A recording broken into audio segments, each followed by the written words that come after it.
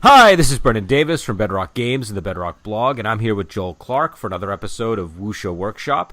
And today we're talking about Finger of Doom, a 1972 film starring Ivy Ling Po, and it's directed by Bao Shu Li, whose name I hope I pronounced correctly. He has done a lot of movies that I think we've talked about on the podcast before, but the most famous one that people have talked about recently on Twitter, I'm sure, is The Battle Wizard, and another one that he's known for is The Delightful Forest, which I think he co-directed with Cheng Chad. I'm not exactly clear on the details of that, but also The Boxer from Shantung, which is a really great movie, and another sort of co-direction with Cheng Che, and The Shadow Boxer, I think, was another one that he did. So why don't we get right into it right now, Joel? What you hadn't seen this movie before, and no, it's the first time for me. And I've seen it, and so one thing I want to say about this film before we start is it's really hard to get. We had to get it on video, VCD, like a video disc type thing, like the little tiny ones that come in like a compact disc player. I think it's a video compact disc is what it's called, and the image quality on them is not that great. You tend to get a lot of pixelization, and you get even on a big screen TV like I have, you get like a little tiny Band-Aid image on the screen, so it's really small, which is actually merciful because of the pixelization. If it was higher, or pixelation, whatever the damn word is. I think it's pixelization. I think you got there. Okay, so But so just be aware, if you want to get this movie, it's really hard to get on DVD. You're probably going to have to settle for the VCD, which is going to be a slightly inferior image quality. But it's worth seeing, I think, because it's a really different type of wuxia movie. And that brings us to Joel, which is I want to get Joel's opinion on the movie because he's seen it for the first time today. So what did you think? Well, I like this movie. It's very creepy and fun. It's actually got a really strong horror movie vibe. Several times while I was watching it, I was reminded of the point you usually come back to with wuxia, which is that you can't really fit it inside a little box. This is very much a wuxia movie. There's no doubt about that. It's got, there's clans and factions and all this stuff fighting, and there's all these wonderful little intrigues. All the hallmarks of wuxia are there, and it is also 100% a horror story where the dead walk and people can get mind controlled through their chi meridians, and there's all this poison and people die in the sunlight. It's really eerie.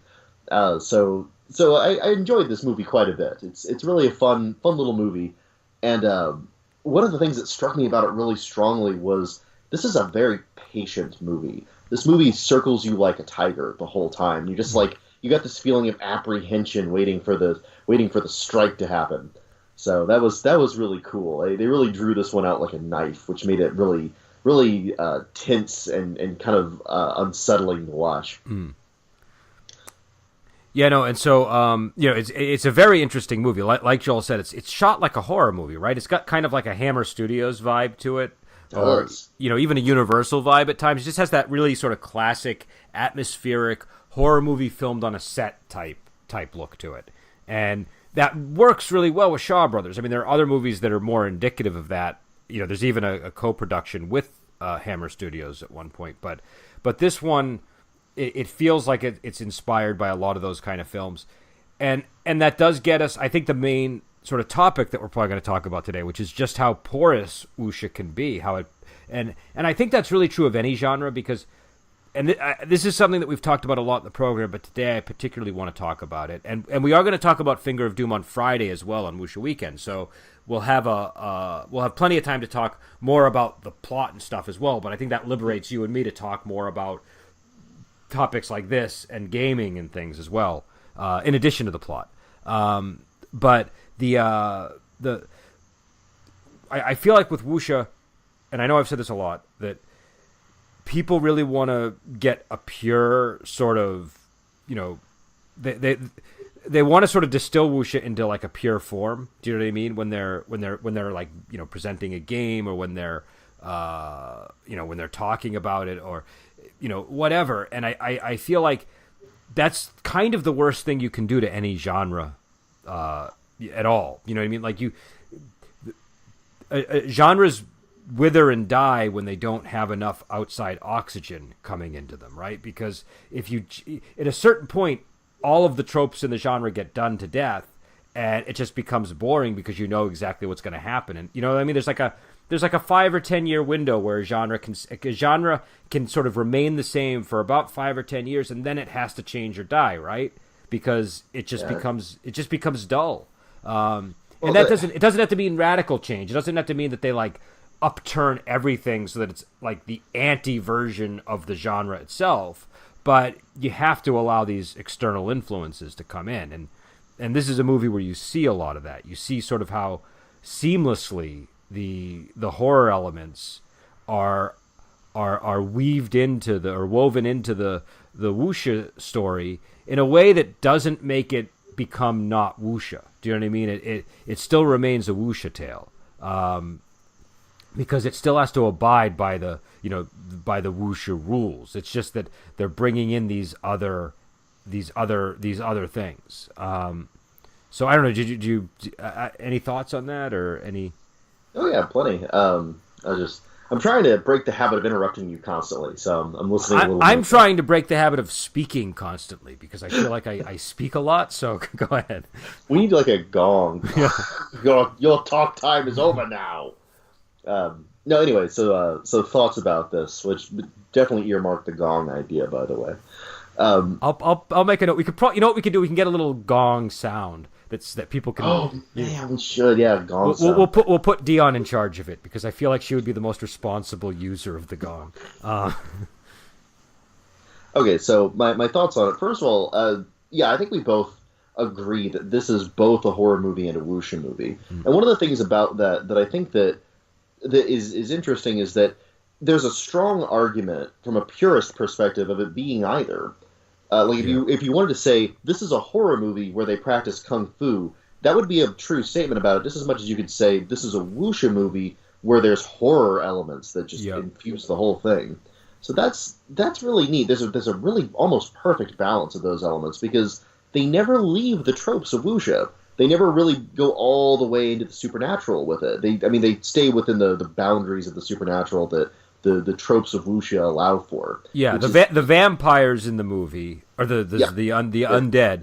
They're vampires. Yeah, they abide by the rules that govern wuxia. So there's an explanation that makes sense within wuxia for why these zombified guys are carrying around the beautiful women in the coffins.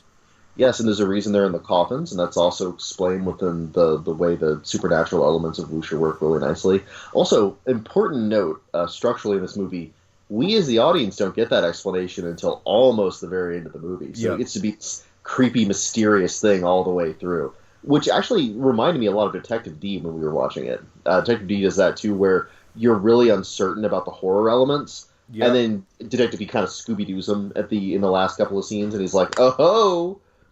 Yeah, no, there is a lot of that going on in this movie for sure. And I think go ahead. I'm sorry. No, I was just clicking my teeth.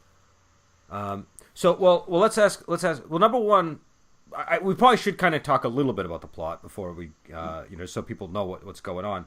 It's a really basic setup, but it's kind of an interesting one. There's this evil.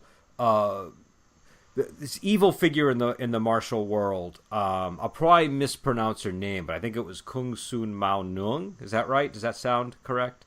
That's somewhere in the neighborhood. Yeah, I think they only said it one time in the movie. Yeah, and well, I'm looking at when they said it. My first thought was, I will never in my life be able to pronounce that correctly. So feel bad. But she has these golden claws, these like sleeves on her fingers that she wears, and she can use them to embed these pins in the back of people's heads, which enables her to control them. And they become kind of like her zombie minions. And so at the opening of the film, we see her do this to the 4 heroes of Dragon Hill, who are lured there by one of the villains who's serving under this lady. There's a guy, I think his name is Chin, and there's another guy who's a hunchback that is serving under her. So with the hunchback, you see like they're just porting in these horror tropes. Do you know what I mean? But like it works. It works really well. And so she is. She is controlling people in this way, but she's actually from a broader sect. And the heroine of the movie, whose name we never know, by the way, Yeah, because she's got a real Doctor Who thing going there. well, it's a Doctor Who type thing, but it's interesting because the hero in the film, I think his name was like Heaven Sword Lu. Yeah. The only thing he really wants over the course of the movie is her name. He wants to learn her name, and so it's kind of a plot point as well. It's sort of a charming flirtation between the two characters. But the Ivy Ling Poe character is a member of this cult, and she's sent by her Shifu to track down the Kung Sun Mao Nung character and kill her, basically. So it's kind of like a Five Deadly Venoms type situation, except she's just sent out to kill the person who's causing havoc, and so it's an interesting premise, but it's quite simple. And then from there, the rest of the movie kind of flows. And there's a guy named Heaven Sword Lu and his two sworn brothers, and they get pulled into the plot through another channel. And eventually, Heaven Sword Lu and the heroine team up together to deal with the Kung Sun Mao Nung character. But what's interesting about the heroine is she's also a member of this cult, so she also sleeps in a coffin. She also has sleeves on her fingers, but they're silver, and she controls a bunch of guys. The big difference between her and the other one is that she strictly goes after people who are bad men, right? Like she goes after people that are like rapists and killers. It's heavily implied that the technique doesn't even work if you're actually pure of heart, which is one of the reasons our hero isn't affected or isn't even targeted. It's just that he actually is basically a really decent fellow. And so she's so there's these two creepy figures, both of them female. One of them is the villain, one of them is the heroine, and they both basically have the same MO, except one of them is much more nefarious, more of a sex maniac, and just kind of more evil in general. And so it's an interesting movie. I think that and it kind of has I don't know. I like the relationship between the heroine and Heaven Sword Lu. I thought that worked really well. Yeah, all the characters are extremely well developed in this movie. Like I said, the movie it's a very tight scope, and I thought it was going to be a little bit bigger because one of the first scenes is we see the heroine begin to embark on her journey, and it shows all the members of her sect and like this big broad shot. And so my lizard brain was like, oh, we're going to see a lot of this. Yeah. Nope. It's gonna very narrowly focus, much like a horror movie does, on just these three brothers and what's going on with them and the resolution of this one little plot. So that, I don't know, because it had that tight focus, every character that's introduced gets to have like their own little iconic scene. They get to have full development. You get to see like the whole breadth of them. It's really fantastic. Yeah, no, I agree. I think the atmosphere is quite perfect in this movie. And again, we're talking about a movie that we saw through the worst lens possible. We saw it in the the video compact disc format, where you really have a hard time until your eye adjusts seeing the images the way that they're intended to be seen. I had to turn off every light in my house to watch this movie. Let me tell you, that was a good move in at least two ways. But it still makes an impact even though the format was difficult. This is one I hope that they remaster and put out again, because this movie deserves it. It's a really fun, creepy little romp, and like I've watched this the same way I'd watch Bela Lugosi's Dracula, or like you said, like an old Universal horror movie. It's got that same eeriness. They even like use like a saw at some points to make that kind of like sound in the soundtrack, which is a little bit cheesy, admittedly, but I laughed it right up. I thought that was great, and it's a great vehicle for Ivy Ling Poe. I think. I mean, she's a really really good Shaw Brothers actress, and this movie, I feel like she was the best person to put in that role. Like she had the right look and everything for this character. I felt. Nice creepy presence. Yeah, she was fun. And also it's I don't know, maybe I'll get into. I have another movie recommendation based on this one, but I'll get into that later. Did anything in terms of gaming? Did anything leap out at you with this film? Oh man, yeah, definitely. The way their magic works with controlling people and all of that. I loved that. Like, the whole time they were explaining all the weird arcane rules to it, I was just like, I want to put this in a game.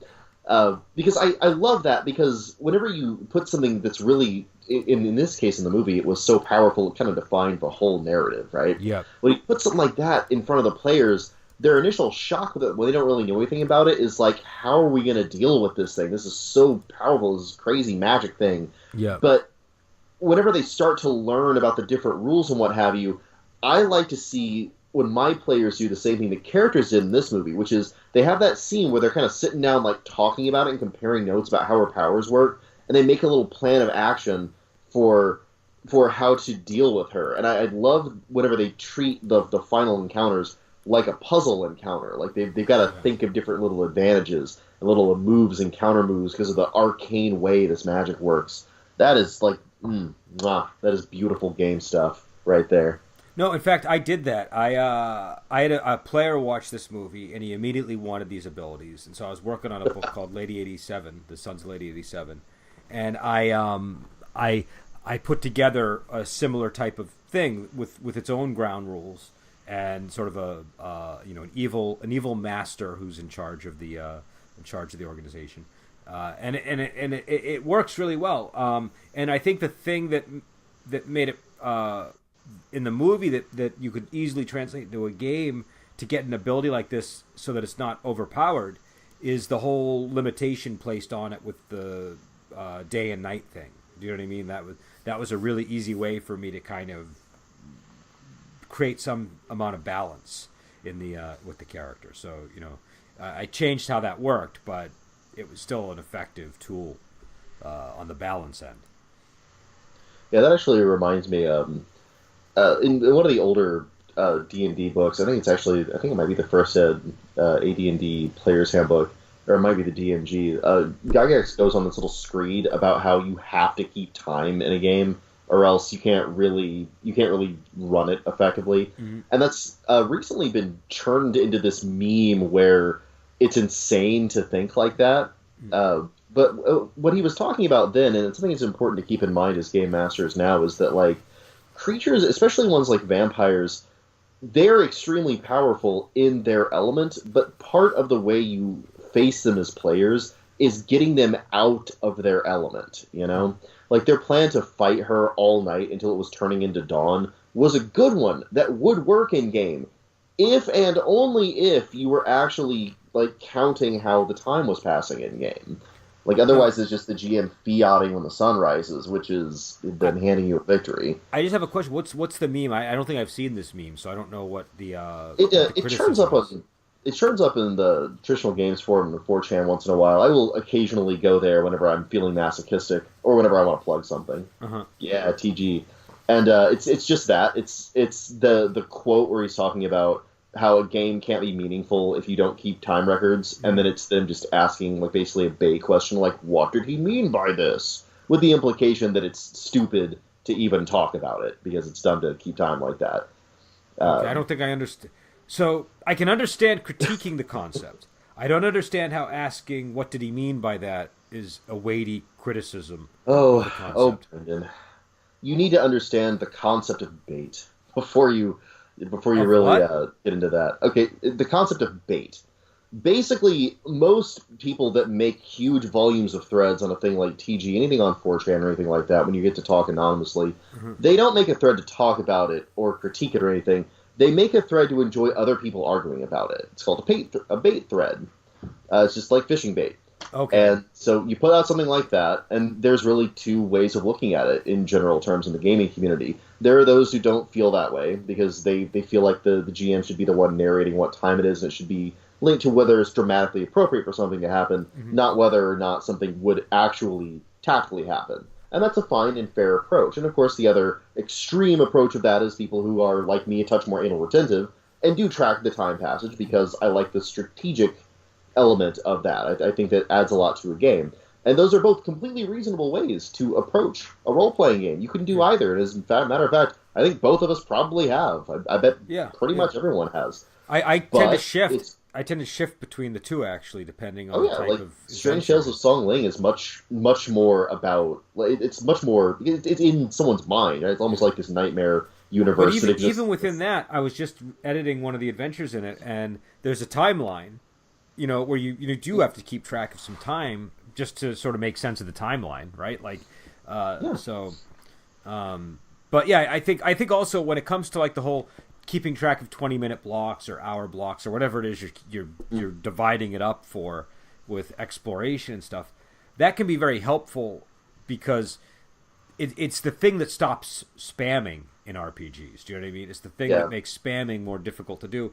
And spamming, if spamming doesn't bother you, it's not an issue. But like if you don't like a person just constantly hitting the same button in a game, because it sort of makes it feel like they're not living in a real world, an easy way to make it feel like a real world is to keep track of time. So, oh yeah, that's one of the things that I was that I finally got on top of. I was wrestling with it for most of this last year on the design of Chan Chang for the Lone Wolf this thing, because I do scene rules. I don't do like hours and minutes. I do like these somewhat more malleable blocks of time.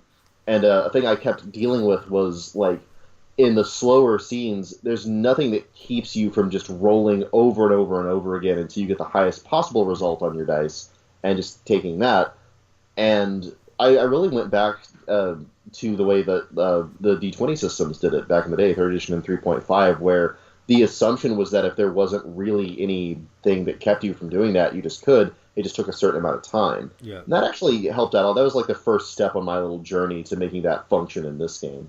So yeah, I concur with you. Anyway, I got sidetracked from my initial point about the bait threads. Basically, the bait thread is to take those two completely reasonable ideas and make other people fight about them, and then you win. It's just a troll tactic for but have no lives. And you brought that up because timing was related to the whole day versus night thing with the techniques, right? Because there is a legitimate critique for doing it either way. Because I don't like. It's not my preference to do it like, okay, you'll fight until you you get enough fate points to spend them, and then the sun will rise and you'll beat the vampire. I don't like that as much. I like if you're actually tracking rounds or minutes or turns or whatever, and it happens to get to that point, and then you've got the vampire trying to dance away from the windows because the light's coming in. That's great. Like, I like that more purely strategic approach. And what about in terms of an adventure idea? Because one of the things I liked about this movie, and I mean this is a trope that you see in other Wuxia films, but I like the way it's set up here, where this would be a great first adventure for a really basic Wuxia campaign. The players are part of a sect, and the leader sends them to go kill some rebellious member of the sect who's doing terrible things. Do you know what I mean? That's a real, because that can open up so many different things. Do you know what I mean? It's a very simple, because find the bad guy, so many things can happen along the way. Do you know what I mean? It's it's an open enough sort of adventure structure that you don't really have to do a whole lot of prep. All you need to know is who the bad guy is and what he's doing and where he is, and the basics of the things around that region, and then let the players kind of decide how they're going to tackle the problem. True. Do keep in mind, though, we didn't follow her through most of this movie. We followed the guys who were treating it like a horror movie. My brother went missing under mysterious circumstances, and there's a dead body. Now what do? Everything for them is investigating the mystery, gathering clues, facing unexpected danger, seeing eerie happenings. That's how I would approach it. I would approach it not from the, you've got a job, but you were victimized, and now what? Well, but that also opens up the other adventure idea, which is you're sort of caught between two warring factions or forces, and you don't necessarily know what's going on. So, in the movie, the way that it's handled is he eventually, comes to realize that the Ivy Ling Po character is essentially heroic, and he teams up with her. But having like two figures, and one of them kind of be the bad guy and one of them kind of be the good guy, but not making it immediately clear which is which, can be a great sort of tactic as a GM. That's a I don't know. I think that's really it's really useful for creating a sense of, on the GM side, I don't really know how this is going to play out, right? Because I don't know how they're going to interact with these characters. But on the player side, having to kind of probe things and decide who they can trust, and who's the who's the You're gonna attack them with flesh-eating puppets on a bridge. Or who's going to attack them with flesh-eating puppets on a bridge? Yeah, exactly. Who could that be, Brendan? So, for those who don't know, Joel was slaughtered. Actually, no, you survived that, didn't you? I not only survived, I would have leveled up if we ever do that again. I ran Strange Tales in a way where one of the players was allowed to take control of the monsters, and the other players had to survive. And Joel and the other player Pete were on the receiving end of Sabrina's. I tried so hard to save him. What was that? I tried so hard to save poor Pete. I did. Well, Pete was able to get his revenge last night because he got to pick the monster, and it was just him and Sabrina, and he picked a troll spirit, and which was these creatures that could ride the wind basically and are massive and can kill people with a single bite. And, oh my god, that's horrible. And he was able to track Sabrina down and kill her. All right, so I do want to I don't want to plug Strange Tales of Songling, but I'm not kidding. I had so much fun playtesting that as the GM and the player. I've got to own that when it comes out. It's funny. I was talking about it last night with them, and me and Sabrina at least. I actually didn't get Pete's opinion, so I don't know if Pete agrees. He's a quiet fellow. But what was that? He's a quiet fellow. Pete is. He's quiet but very intelligent, Pete. I got that impression of him right away. Yeah. So. But Sabrina and I both agreed that that this is our favorite game. This is Tales of Songling is my favorite game that I've done, just in terms of the game that I want to run. Do you know what I mean? It's the one I have the most fun running. It's the one that's the easiest for me to run. It's the one that I connect the most with the genre material, I think. So I can tell that you it's clear you had fun writing it from reading it. A praise I do want to give that game, and I want to link this back to our conversation, because while I was watching this, I was thinking, what would make this a great story or a great thing to do in Strange Tales is put a real hopping vampire in the mix in this thing, and have the players just encounter this situation when they're trying to investigate. The very first death that was there, you're here to investigate what happened there. Okay, so there's a warring faction of ghost warriors. Oh, also there's a real actual vampire. Yeah. Wouldn't that just be amazing? And it would be perfect for Strange Tales. Yeah, no, definitely. You can definitely do that sort of thing. Which I think you're gonna do it, aren't you? You're gonna do that exact thing. Well, I think I even used that as an example in the book. Not that exact thing, but the idea of I used it as an example somewhere where you have an encounter in an inn, right, where there's people pretending to be ghosts, and it's just like a bunch of drunk scholars or something that are messing with people. But then later there's real ghosts. And another, you don't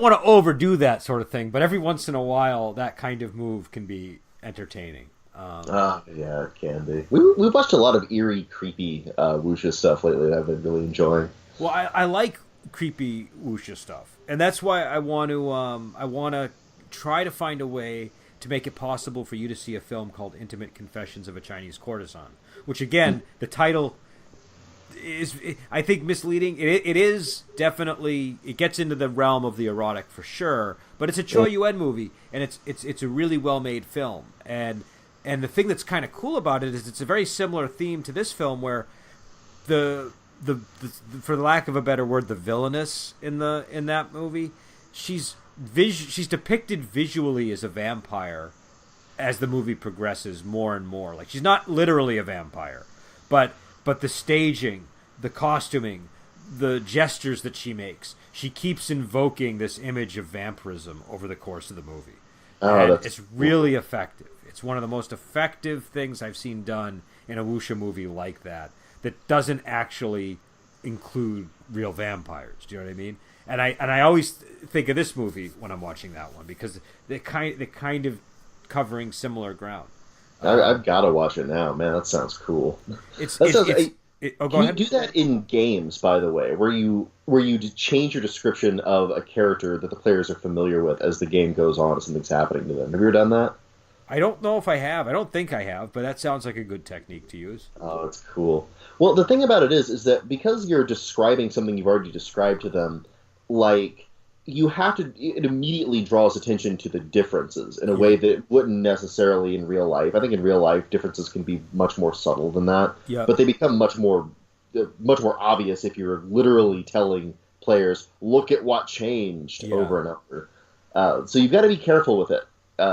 It's I find it's most useful whenever an NPC doesn't necessarily know what's happening to them and isn't aware that they're changing, especially if there's like fairly decent size intervals between seeing them. Like, for example, someone's turning into a werewolf or something, or a vampire or some kind of monster. They're like an innkeep. So every time the players go out to the dungeon and come back, they're just a little further along the scale. And the great thing about that is that you can play it for different effects depending on the tone of the game. Like, that's real easy to play for comedy. The guy doesn't realize he's turning into a lizard monster is hilarious, you know. But it can also be unsettling, especially if like the tone and the feel of the game is much more grim and hopeless. Yep. So it's neat.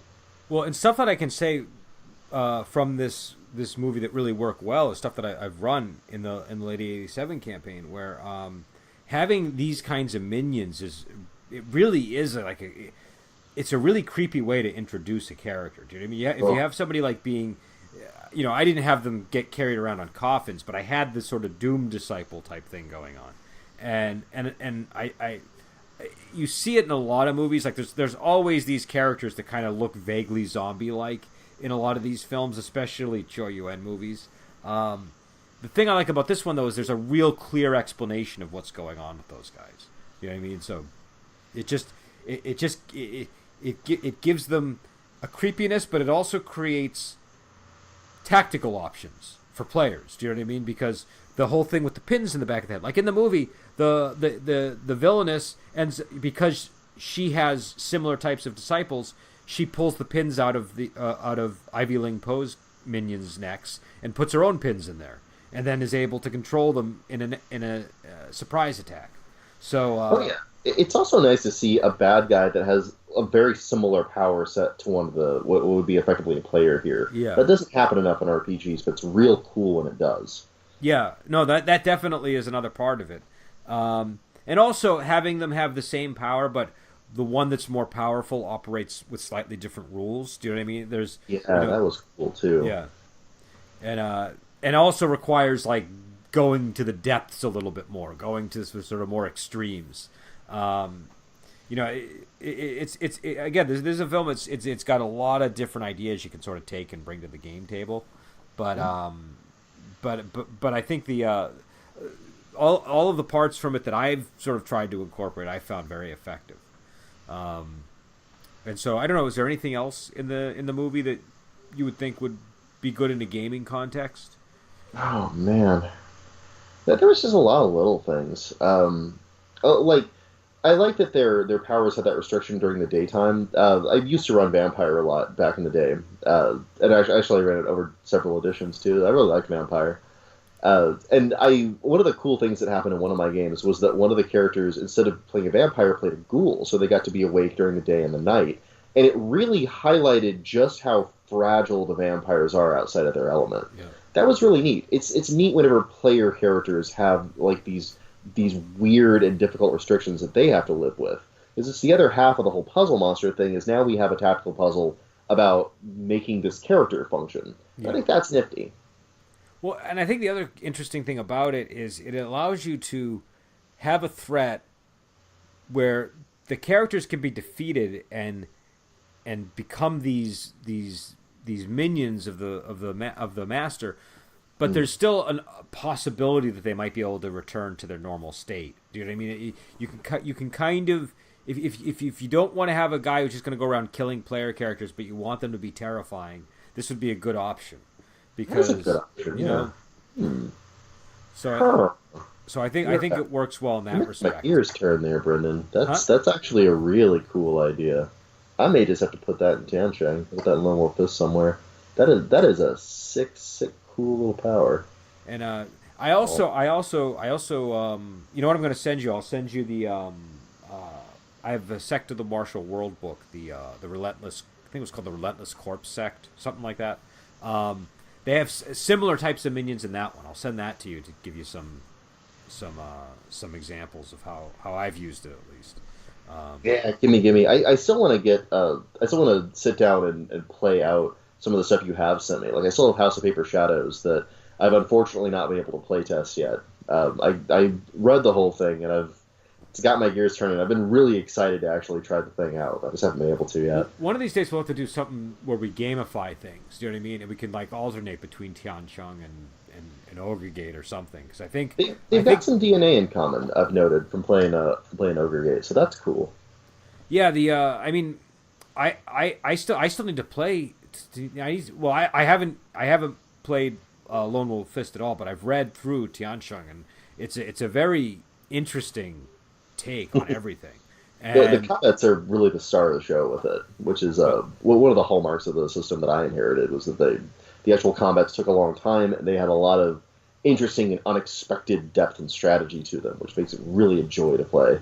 But what I'd like to do is I'd like to have you run it for me, because I feel like that's always the best way to sort of encounter, you know what I mean? Like, I got you right here, so you might as well run it and show me how things are supposed to work.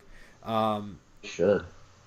Because I think what would be interesting for the program, I know we're kind of talking shop in the middle of the show, but I don't care. I think what would be interesting for the program is that is sort of bringing more of like what's going on at the table into the show, because I have a program on the podcast that we haven't done in a while, but we're going to do another episode soon called RPG Lab, where the idea is we don't just talk about what would work great in a game. We actually go, we say, I have an idea, and then we try it, and then we report back how it went, right? So I feel like that's maybe would be kind of a cool structure for this show, because a lot of times one of my concerns when we give advice like this is you watch a movie and you get good game ideas, right? But then if you're just saying, well, yeah, this is what I would do, that's great, but it's kind of like a forum discussion where people say, oh, yeah, this is what I would do. And then you end up with an artificial... Oh, go ahead, Joel. I don't want to interrupt you. You're right. It doesn't go all the way. Like you're saying, what you wind up with is an opinion of how you think something would be, not any actual data about how it would be. Yeah, and it's... And I feel like... But we both run campaigns. We both, and a lot of what we say is informed by our experience at the table. We just referenced a bunch of stuff that happened in our own games. But, like, why not combine the advice section of the show with, really doing things at the table in, like, direct connection with that bit of advice? And then, you know what I'm saying? I think that would be the maybe an interesting way to go on future episodes. And again, I know we're talking shop here, but this is where the discussion is led, so we're going to go here. No, because think about it. What we could do, right, is we'll, like, say we watch a movie. Like, I don't know, what's a movie that we haven't seen yet that we know we want to do? Is there one that's on the horizon? What's that? We had one that I ordered that I think that we were supposed... You told me you disliked it, and the reason I ordered it was because I also wanted to try to dislike it. Oh, yeah, we got Journey of the Doomed. Journey of the Doomed. That's coming. Okay. It should be next week. That's when it's coming in. Okay, so this is I don't know how we would do this one, but we'll see. We'll see. But okay, so Journey of the Doomed.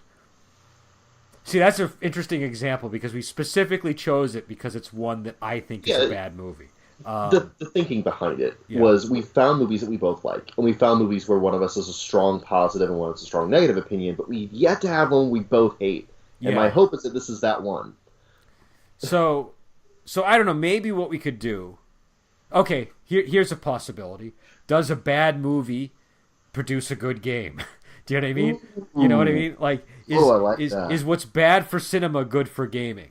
We could give ourselves the task of running an adventure that is Journey of the Doomed.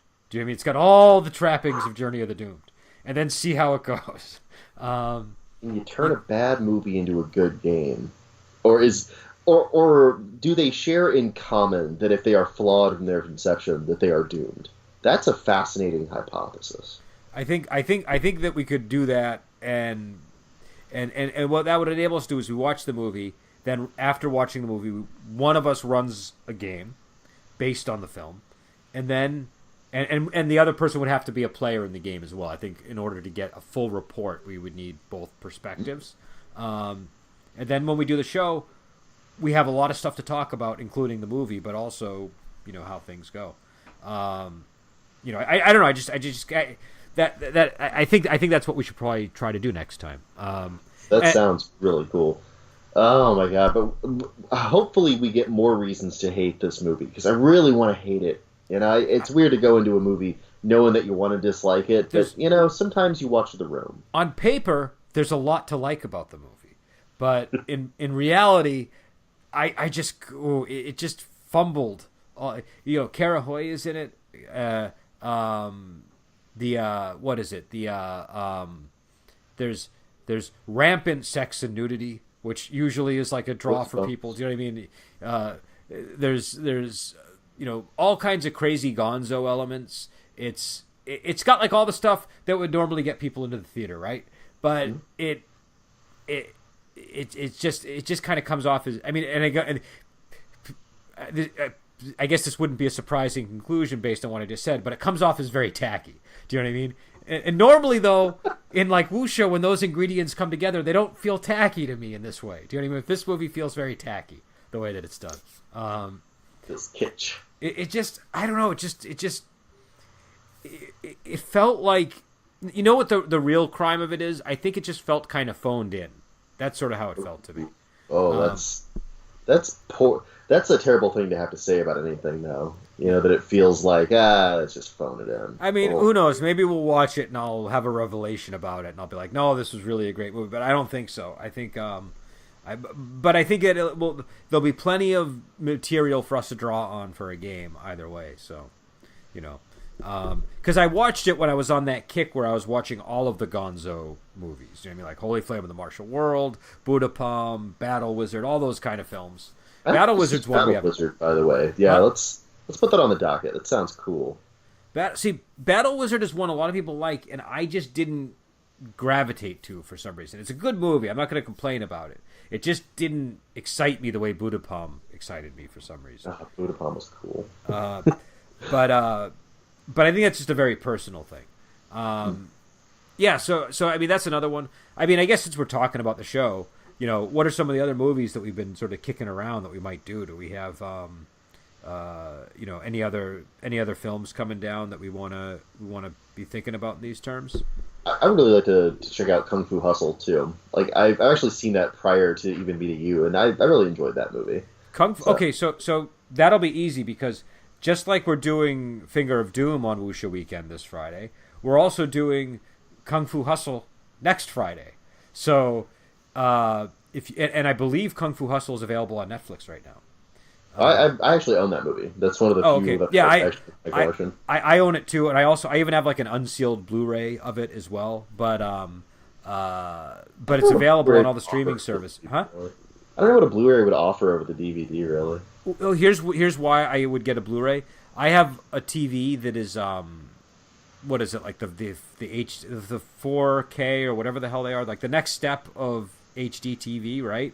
I got one of those like a year and a half ago for Christmas, and what I discovered was it makes anything that's made for that format looks great on it, but if you have a DVD that's like made in 2008 and try to play it on a 4K television, it looks like absolute garbage.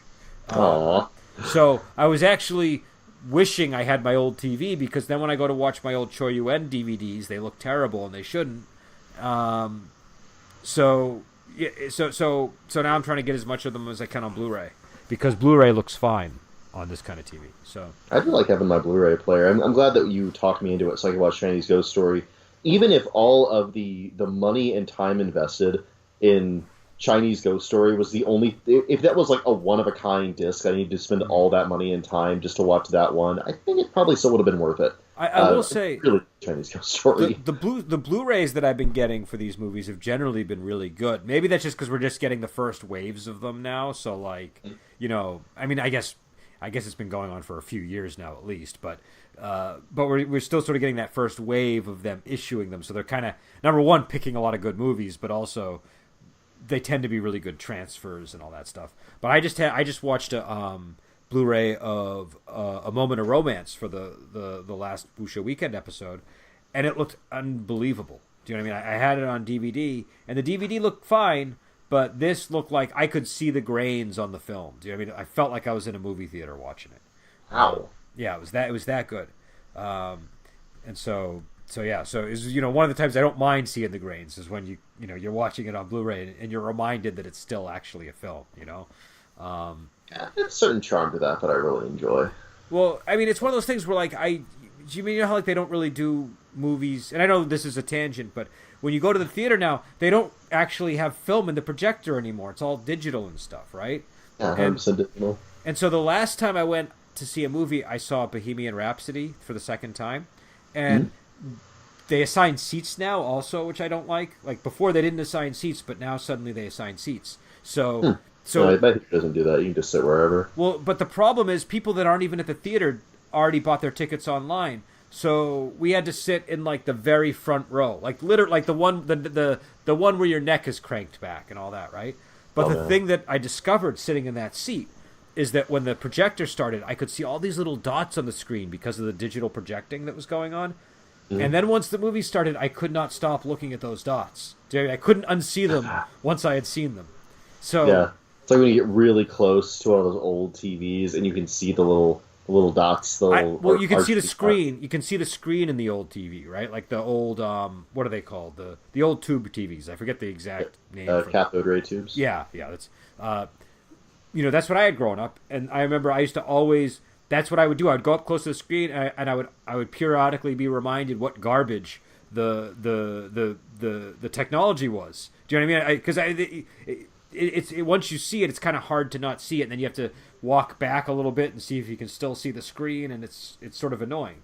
But I guess my point was, it's nice to sort of see the film every once in a while, to know that you're actually watching a medium that's film and not digital. And I know it shouldn't make a difference, but it just somehow does. There's an appeal to nostalgia there, I think. But it's we not have just nostalgia. Very far away from our original topic. No, I know. I apologize. I veered wildly off topic here, but I don't know. I feel like it's more than nostalgia. I feel like it's a real thing. But to bring it back to the topic that we're talking about, I feel like this definitely has sort of the the atmosphere of classic horror movie films, and I think the good reason to watch this movie is because it'll inspire you to bring a lot of that stuff into your game. Do you know what I mean? It's a very sort of atmospheric, spooky film, and it kind of does it in a very simple way, right? It doesn't have vampires, but it's very effective at making the martial arts spooky, and so this is almost an instruction manual for how to bring a new genre into wuxia without sacrificing anything about your wuxia. You could put this in a much more traditional kind of wuxia campaign, and it wouldn't be atonal. It would just feel like there was like a darker, creepier tone to your campaign for a little while what was going on. Yeah, that's great. I love that. And yeah, so and again, I think we're coming up on the hour mark, so we're gonna end it soon. But I people who might be confused by the tangents that we sometimes go on, I just want to explain we don't edit these episodes, so nope. we record and we just talk. And so sometimes we stay on track, and it sounds like we've been editing the episode because we're just really good at staying on track. Some days our minds wander, like when it's the early days of spring, like it is now, and we go off target. I think the conversations are still interesting. I enjoy listening to these episodes that deviate from the sort of what we're actually talking about. I have probably an embarrassing amount of our listen counts because I'll listen to us talk once in a while. I'll be like, I remember that conversation. Let's hear it again. But well, it's a good. So when I originally did this, and again, I'm going off topic again, but it's relevant to what I'm saying. When I originally did this, I did this as a cultivation tool. I didn't do this as like a promotional or marketing thing. This was originally intended to help me develop as a person rather than as a Joel's given me like a really cynical. This is not cynical. This is the dad look where I'm like, I'm proud of you, son. That's my. Wow, does that look cynical to you? It looks cynical to me. Maybe that's just my natural paranoia. But I think that I the way I looked at it was I wanted a sort of feedback mechanism where I could, maybe improve how I think about topics and how I talk about topics. And I felt a good way to do that is to just record yourself talking about something and work your way through an idea, and then see what the result is. And I also felt that it was a good idea to not edit it for that reason, because if I edited it, then I wouldn't be cultivating. I would be constructing what I want to be. Do you know what I mean?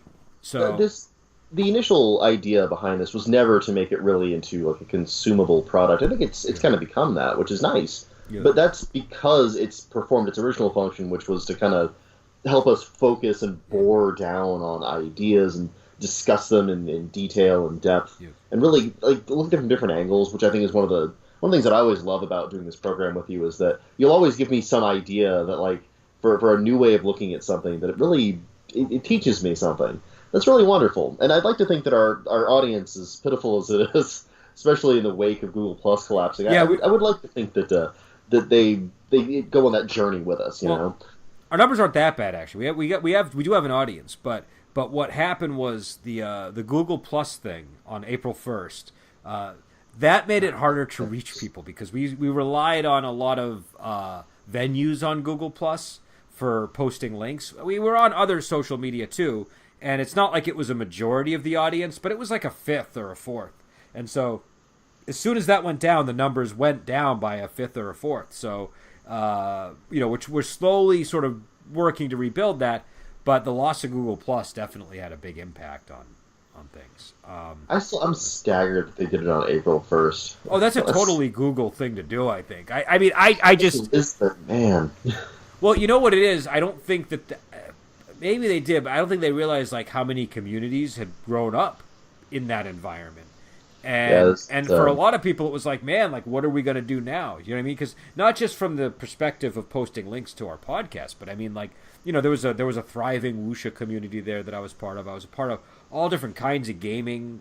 Yeah, there was a Legend of the Wulin group there that I was a member of that, like, wasn't super active, but it was nice to see the people burning the candle for the game, and it's gone now. There was a lot of OSR stuff too, right? There were also just a lot of people there that talked about things in ways they didn't talk about on Facebook, because the algorithm is different, right? So you would just get like... it's hard to keep a conversation going on Facebook. Yeah, on Google Plus you would get people that would just say something, like just a person who would say, hey, here's an idea I have about gaming, and it would show up in your feed because the algorithm allowed you to see people even if you hadn't interacted with them for a while.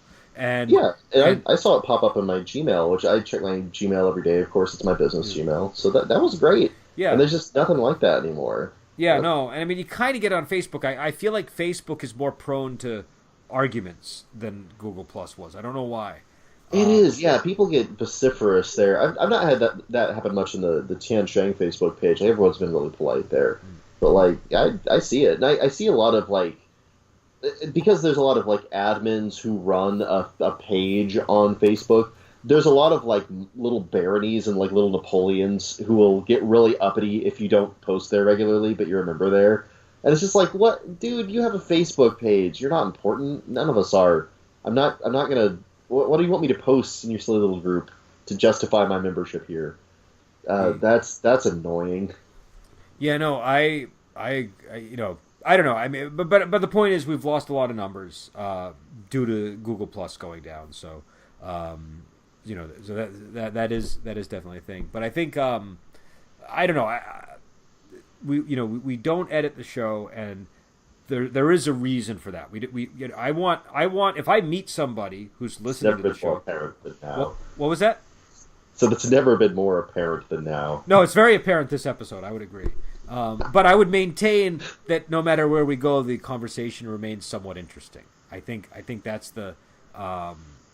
To me, that's what matters. If I listen to a lot of programs like podcasts and stuff, and the more interesting ones are honestly ones where the conversation can go anywhere, and they just sort of linger on the interesting topics that arise during the discussion. It doesn't, you don't need to have this sort of focused thing over the course of the show. I think. Sometimes it arises naturally, No, that's true. But again, the point I was going to make was I want, if people like met us in real life, to not be surprised. Do you know what I mean? Like imagine if we edit ourselves into perfection, right? And then people meet us, and then it's like, whoa, you guys are weirdos. Like, you're jumping around from topic to topic. You know, you're doing all these things. You're telling these jokes. Just like, what's going on? Huh? You say a whole lot. I'm bad for that. I'm bad for I say, okay, I'm going to talk about that one because that has come up in threads when I've posted and stuff. I do say a lot. I'm a believer in the I think that saying is useful. I'm not a believer in just digesting whatever advice happens to be floating online or whatever advice happens to be, advanced in a speech class textbook. I actually took a bunch of speaking for business courses when I was in college and stuff, and that was one of the things that they talked about.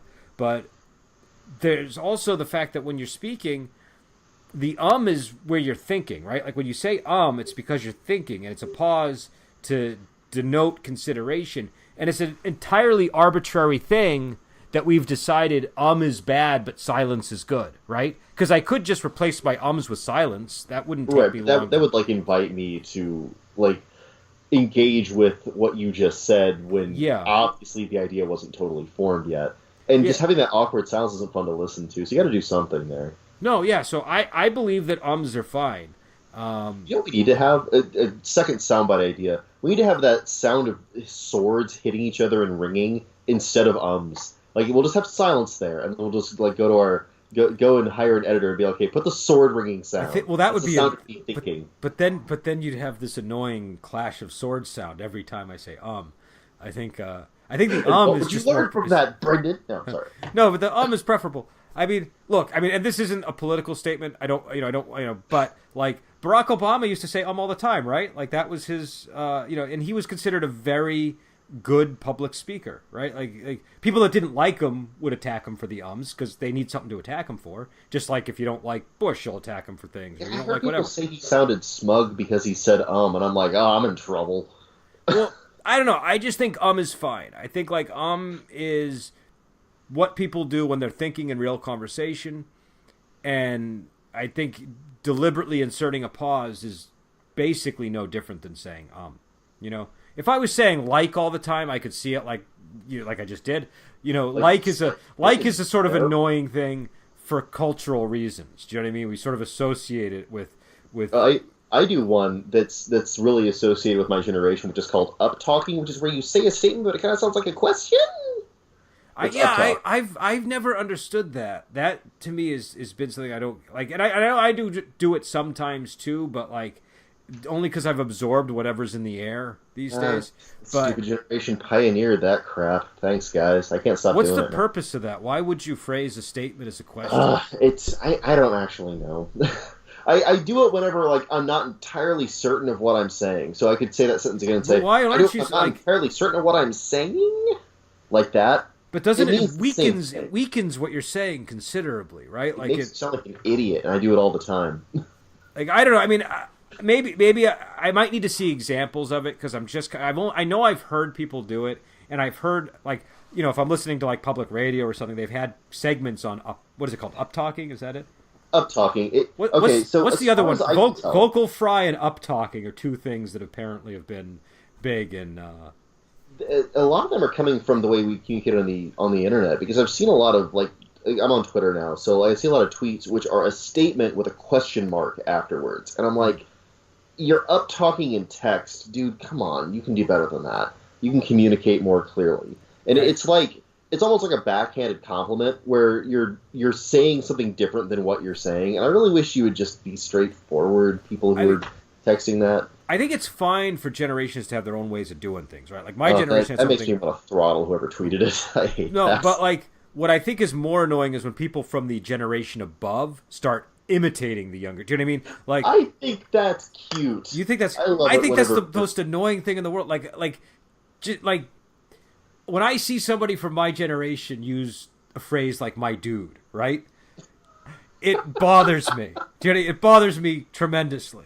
It's a bit more of a Gen Z thing. I've got a player who's a bit my senior, and so I have a little brother who plays with his friend in my games sometimes. And they're they're of the generation right after me, so they're Gen Zers. They're what we call and Zoomers. So they're the ones that do My Dude. Is that they do My Dude, and it's infectious. I'll talk like that for a few days after they're at the table. I'm like, oh, My Dude. I gotta be honest. I can't stand that expression. It bothers me on so many levels, and I don't know why. It's just... I think I associate with his personality, and like my brother and his friend are cool dudes, so it's this little charming little tick that they have. If I were hearing it more often, I would probably kill someone. But just those two, it's okay. It's just the right amount. I mean, of spite. I mean, people should talk how they want to talk. I'm just saying, I find it an annoying phrase. I understand that you are welcoming my violence. Yeah. But what really bothers me is when I see people from my generation start using lingo from a younger generation that they obviously don't believe in. If they believe in it, it's fine. It's the I know this person doesn't believe in this language, but they're using it to artificially appeal to a younger crowd. Do you know what I mean? That's the stuff that kind of I don't like. You can do it ironically, which I think is fun. As long as that's one of the things that was in the 90s where everything was ironic for a little while. Yeah. I was growing up at that point. I thought that was great. I thought it was all the cool older kids were doing that, and I thought that was fun. And also Seinfeld was on the air because I'm old. Seinfeld was all about the snark and irony. Smart. Yeah. It was a smarmy show. Smart. Yeah, smarm is a good word for Seinfeld. I love Seinfeld. I saw it from the very first episode because I was a fan of Seinfeld as a kid. Like as a little kid in the 80s, I was a fan of Seinfeld. And when that show came out, I was like, "Wow, he's got his own show!" And I was like, I was watching it from the very beginning. But yeah, so obviously we've deviated tremendously from our Finger of Doom topic. So I think it's fine. I think we kind of need this shattering of the structure every once in a while. Because we had a really engaging discussion about My Dude and so many other culturally relevant topics. So many other. This is the clickbait episode. This is our socially aware episode. This is as socially aware as we get on this program. We're hip, my dudes. Yeah, this is we'll market this as the hippest version of the show ever. You heard it here first, 8 viewers. The hip rebranding of Wuxia Workshop, right? We have a sister program, by the way, that I want to promote, Metal Workshop. I decided to go with the workshop theme again for our metal podcast episode. So I got about 45 minutes into listening to that, by the way. That first episode is a little brutally long, but it never loses interest. We go on for a long time. Jim was at one point commenting on Facebook how long I was talking for. Say, like, it's clear that, like you said, you bottled a lot up because, like, and I learned stuff in that podcast. I actually watched it just completely as a fan of yours, and like whenever you guys started talking about the Black Album, I was like, "Oh, that's the album that my mom loved about." Oh my god! She did, because she was also really into like everything that happened musically in the '90s. She was into like grunge really big and all that, and she liked Guns N' Roses, and so like she was a big '90s music fan. And I've heard that as like the Metallica that I grew up with. I was like, oh yeah, I like a lot of those songs. And so I've not really ever had a strong opinion on Metallica, but I heard you guys talking about it. Like that's their sellout album, apparently. That was their sellout. Well, no, we were debating whether it was their sellout album. It's apparently a thing that is accepted as a moment when their career kind of took a turn for the nosedive. So I listened to the older Metallica that predated that. Oh my god, Metallica rule! You had not heard Metallica prior to the Black Album? I had one time on the radio heard For Whom the Bell Tolls, and I didn't know who sang it. Oh. I was like, this is amazing. Yeah. Who does this? But they went to commercial afterwards, and I was like, well, it's a radio. It happens sometimes. Now I know who did it. Was that? It's like, okay, so this is me stumping for your other program, but it really was, like, you guys just taught me that I loved Metallica. I didn't know that before. I'm getting an echo for some reason on your end, but sorry. I don't know if you can do it. You can. I was shouting into this thing. So what did the volume adjust? But with Metallica, you can see why, because like their earlier material, especially from Ride the Lightning through And Justice for All, which is that's a very cohesive sound. Those 3 albums. If you look at Kill 'Em All, that's kind of they're still developing, right? And it's very raw. And they still kind of sound like Diamond Head and some of the bands that Jim and I were talking about on the program. But when you get to Ride the Lightning, they really start to create a sound that feels new and different, and the harmonies are really interesting, and and they're taking a lot of the like the twin guitar stuff from British New Wave and doing interesting things with it. So they carry that sound with a really heightened level of aggression from Ride the Lightning into Injustice for All. But with the Black Album, they shift to like a hard rock kind of sound, right? It's still, it's still debatable whether it falls in the camp of hard rock or heavy metal, but it's definitely more hard rock than metal, I think. It is, and for me, like I almost treat it like an experimental album in a lot of ways because of just how much they depart from what they had been doing until then, and how many different kinds of songs are on Black Album. Here's the difference. Here's what happened, because I remember when that album came out. I was into them prior to that, because I got into Metallica in like '89 or '90, like right before that album came out. I got into them with Injustice for All, right, and Ride the Lightning, and I got Injustice for All, and then I went back and listened to their other stuff.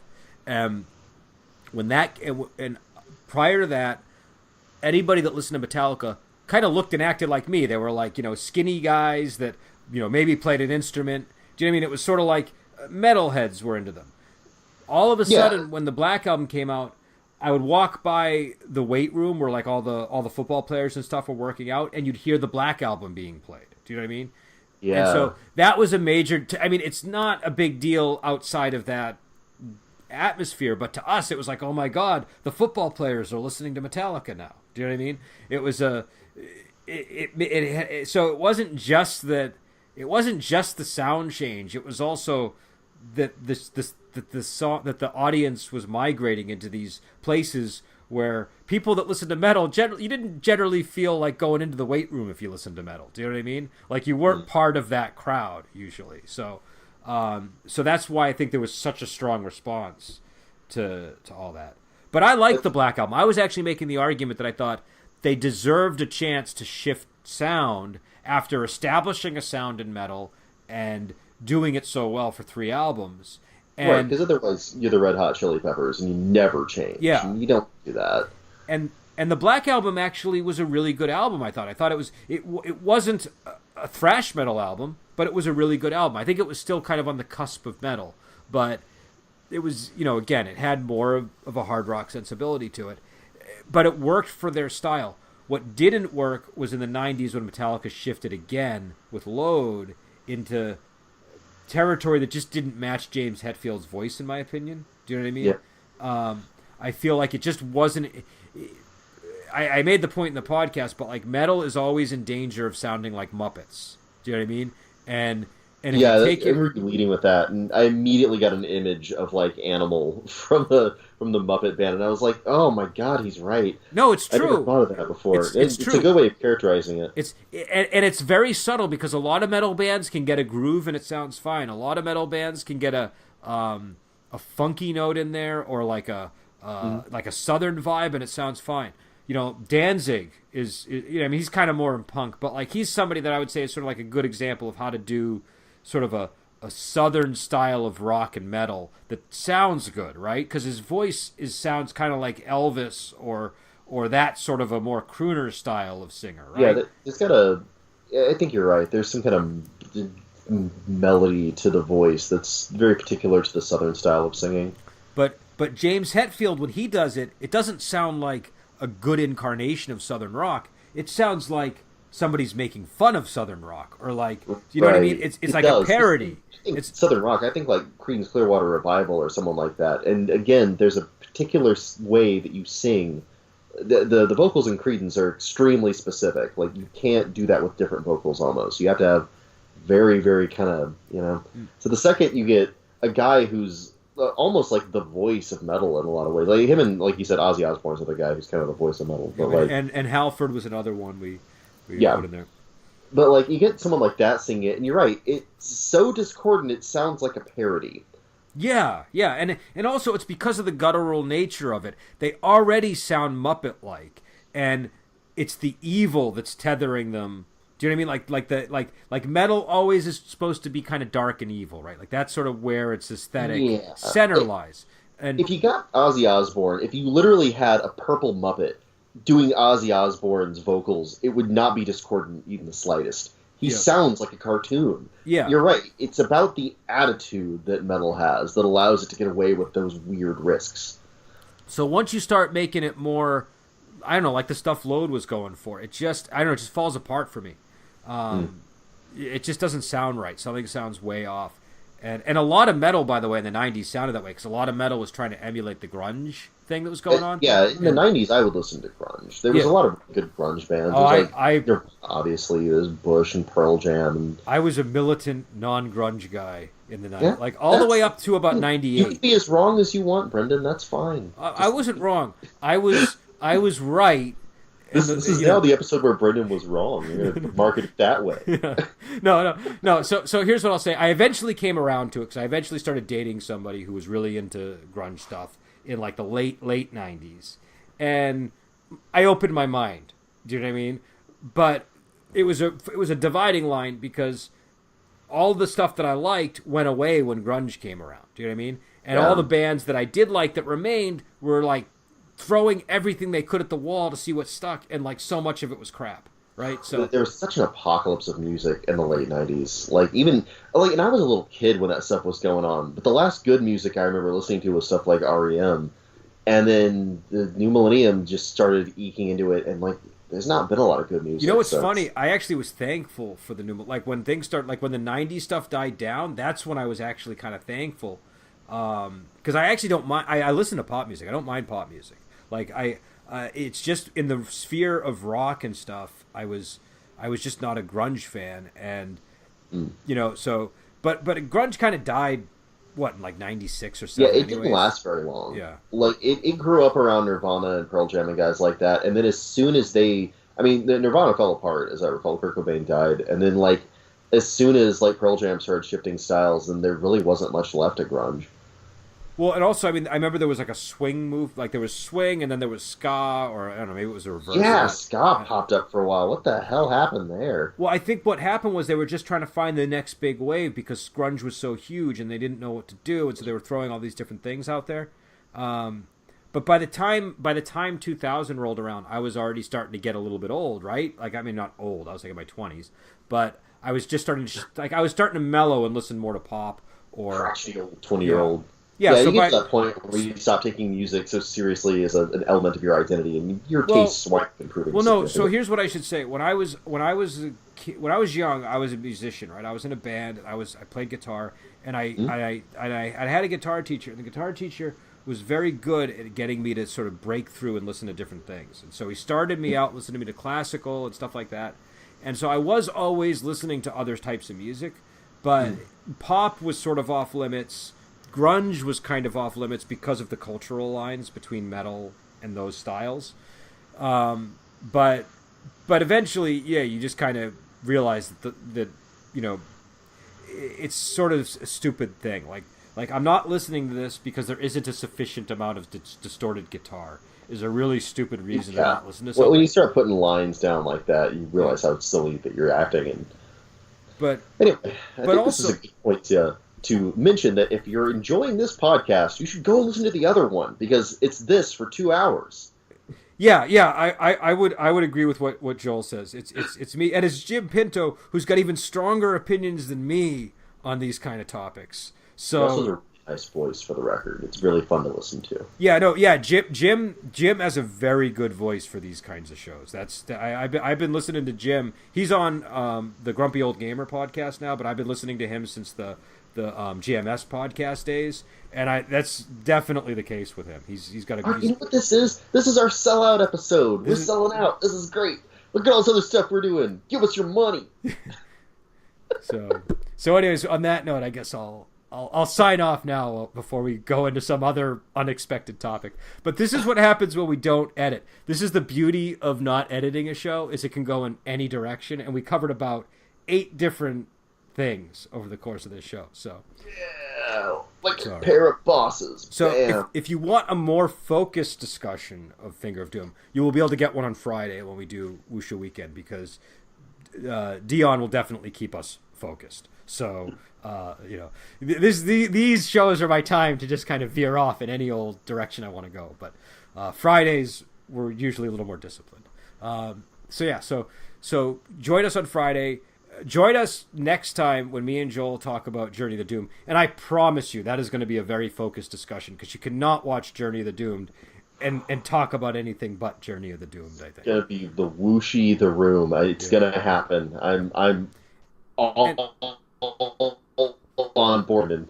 And I just want to say to people, I don't want folks to think that because we were all over the map that's a reflection of the movie that we're covering today. The movie we're covering today was great. Go watch it. It's going to be hard to get. You're going to have to get it on VCD. Maybe if you're lucky, you can find it on DVD somewhere. I've never been able to, so I don't think so. Yeah, it's hard to get your hands on. Now, I do want to echo that sentiment. This movie was really cool. I think that, unfortunately, what you're seeing isn't so much a reflection of the movie's impact, so much as just how scattered and undisciplined we naturally are. Yeah. So anyways, we will see you guys next show, and join us this Friday for Wuxia Weekend.